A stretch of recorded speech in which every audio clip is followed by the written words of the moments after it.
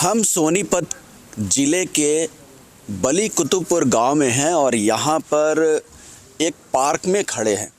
इस पार्क को गांव के लोग गुलामी की पहचान के तौर पे देखा करते हैं। उस गुलामी की पहचान को किस तरीके से गांव के लोगों ने मिलकर ख़त्म करने की कोशिश की है, ये हम जानने की कोशिश करते हैं। हमारे साथ गांव के लोग हैं साथ में, और साथ में विश्व हिंदू परिषद के कार्यकर्ता भी हैं, जिनके प्रयास से ये कभी कब्रिस्तान हुआ करता था और अब एक सुंदर पार्क के तौर में आप इसे देख सकते हैं कि चारों तरफ कितना सुंदर पार्क है ये बली कुतुबपुर गांव में।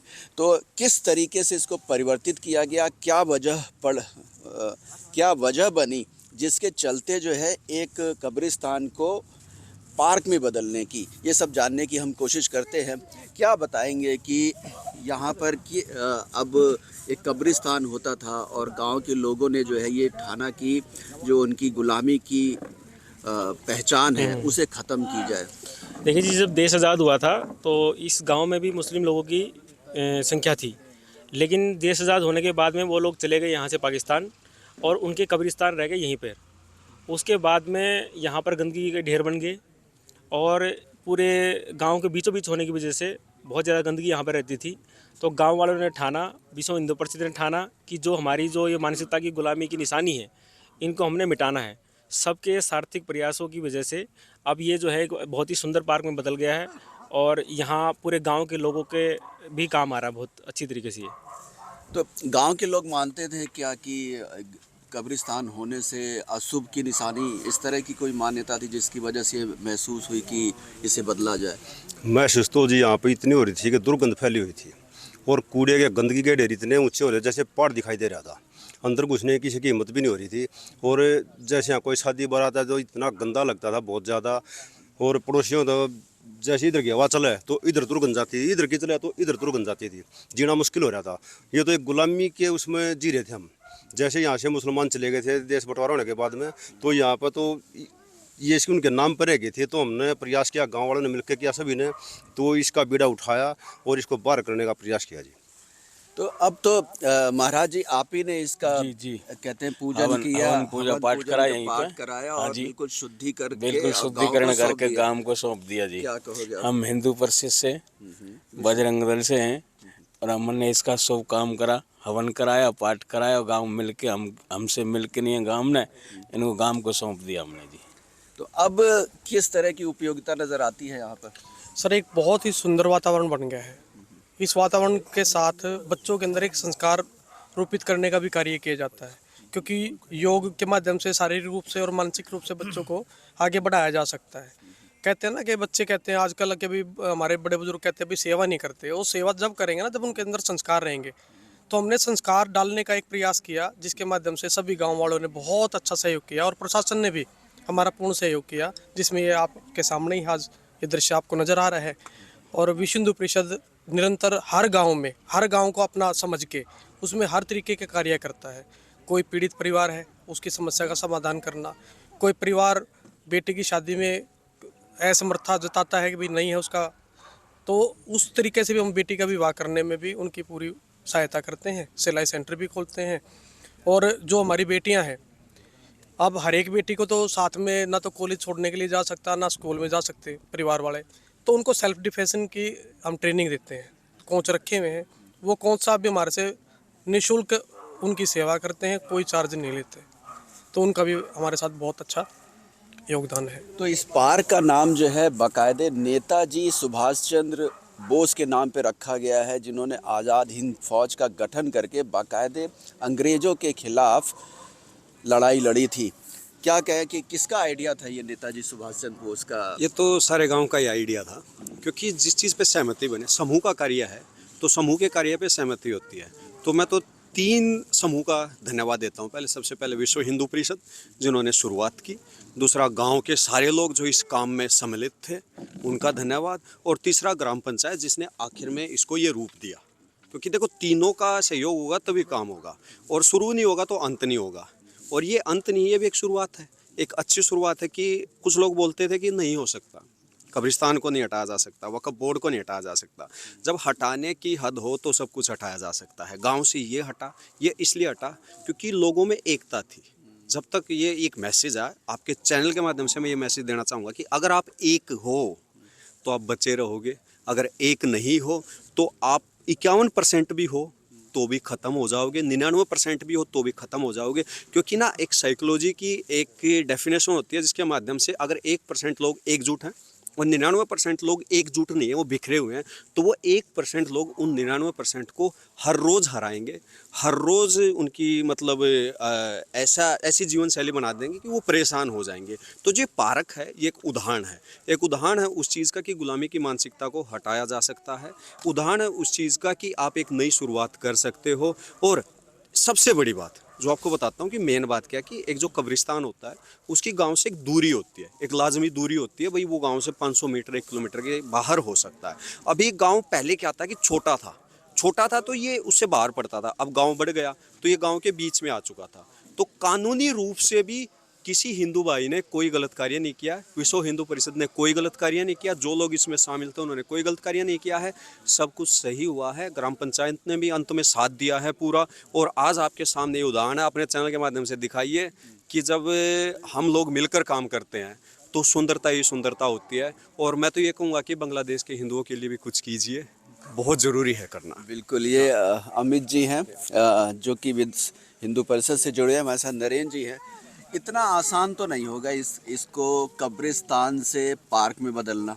इसमें भी तो संघर्ष तो ज़रूर हुआ, क्योंकि जो हमारा सरकारी मशीनरी है जी वो पुराने ही ख्यालात से आज भी जी रही है। जी।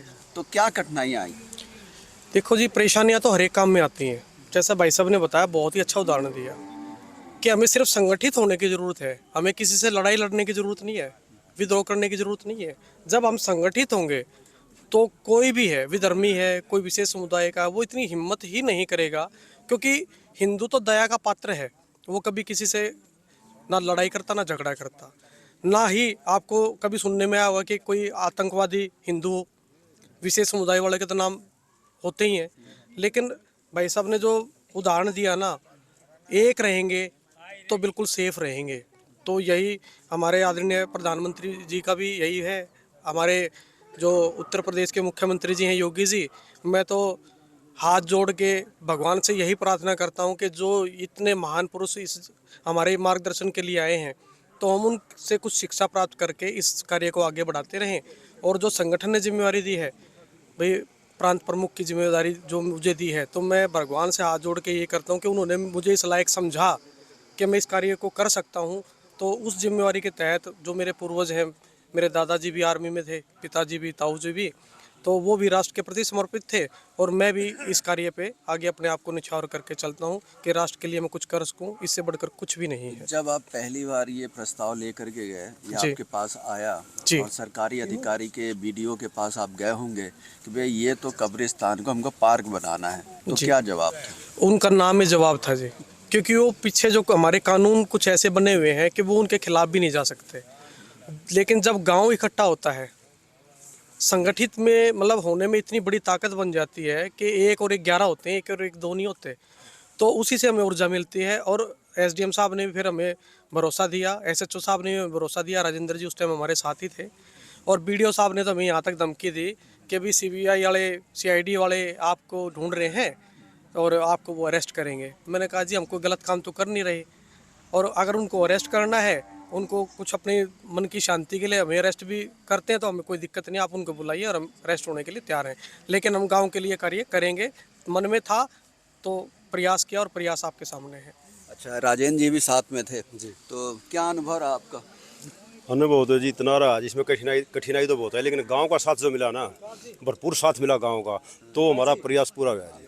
और जो हमें हिंदू परिषद का साथ मिला है, और हमारे पंडित जी ने तो यहाँ के हवन किया है, शुद्धिकरण किया है इसका, तो उसके बाद में पार्क का एक रूप ले लिया इसको। अच्छा। और हमारी पंचायत को भी हम धन्यवाद करें जिन्होंने जल्दी से इसका पार्क का काम करवाया, और इसमें नेताजी सुभाष चंद्र बोस जी क्रांतिकारी जी नाम दिया गया पार्क का। अब आपको हम पार्क दिखाते हैं, कितना खूबसूरत पार्क ये गांव में बनाया गया है। कोई भी सांस्कृतिक कार्य गांव में अगर किया जाए तो उसके लिए बाकायदे स्टेज बनाई गई है, और काफ़ी अच्छे संदेश भी लिखे गए हैं, जैसे पार्क में सफाई का विशेष ध्यान रखें, धूम्रपान स्वास्थ्य के लिए हानिकारक है, जिससे कि बच्चे अगर इस पार्क में खेलें तो अच्छी शिक्षा उनको मिले। हमारे साथ आप देखेंगे कि काफ़ी बुज़ुर्ग भी बैठे हुए हैं और इनसे भी बात करना बहुत ज़रूरी है, क्योंकि इस पार्क का सबसे ज़्यादा अगर फ़ायदा हो रहा है तो बुज़ुर्गों को हो रहा है। सही कह रहा हूँ मैं? ठीक हो रहा है। हैं? हाँ पार्क बच्चे बनने से क्या फ़ायदा हो रहा है जी? हाँ, बच्चे भी मतलब खेल बढ़िया डाल खेल रहे हैं, मतलब बड़े आदमी बैठ जाए हैं अरे सो कोई पार्क का दो। हाँ आप क्या कहोगे जी, फ़ायदा हो रहा है? बहुत बड़ा फायदा है। बच्चे भी इधर उधर नहीं जाते, यहीं खेलते हैं और कहीं भी इधर उधर नहीं जाते। बहुत अच्छा फायदा हो रहा है इस पार्क का। पहले गंदगी फैली रही थी, अब गंदगी तो नहीं, यहाँ कूड़ा करकट इसमें गिरते थे, तो अब बहुत बढ़िया हो गया। हिंदू धर्म ने बहुत बढ़िया काम करा। अच्छा, तो आइए और भी बुजुर्गों से बात करते हैं। ताश वोश खेलने में कोई दिक्कत तो नहीं होती? ना भाई नहीं अब होती। मजा आता है यहाँ पे खेल हाँ के? बढ़िया पार्क में बढ़िया सुविधा हो रही है। और ठंड है, ठंड में जो है धूप सेकने में लौट जा बैठ जा, बड़ा अच्छा हो रहा है ये काम, प्रोग्राम सही है। बालक बच्चे हाँ अच्छा, क्या अपनी चादर बचा के लौट जाए, हाँ धूप लगे आम जाएंगे, बढ़िया काम बन रहा है। बुजुर्गों के चेहरे की खुशी से ही ये समझ सकते हैं कि बली कुतुबपुर गांव में कितना बड़ा काम हुआ है।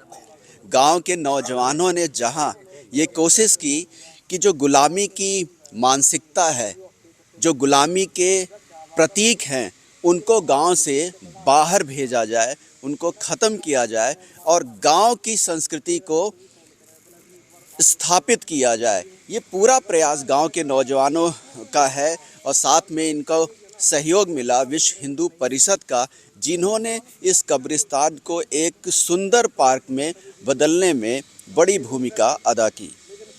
कैमरामैन सुनील के साथ हरे राम मिश्रा, सुदर्शन न्यूज, गन्नौर, सोनीपत।